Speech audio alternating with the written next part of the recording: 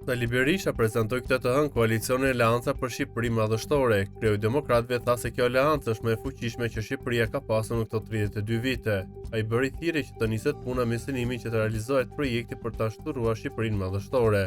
Ky informacion regjistruar në KQZ për zgjedhjet e 11 majit nga 26 parti politike, por shumë prej tyre pa emër edhe elektoral, ku bie në sy fakti se ka 3 kryetar të akuzuar, arrestuar dhe të padeu nga SPAK GJKK.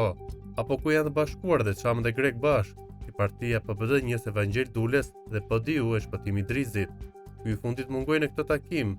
Nga ana tjetër, kreu i Selis Blu Berisha për një vit në akuz nga SPAK bëri edhe shpalljen, kurse listat e deputetëve ende nuk janë dërguar në KQZ, pasi afati i fundit është 12 marsi.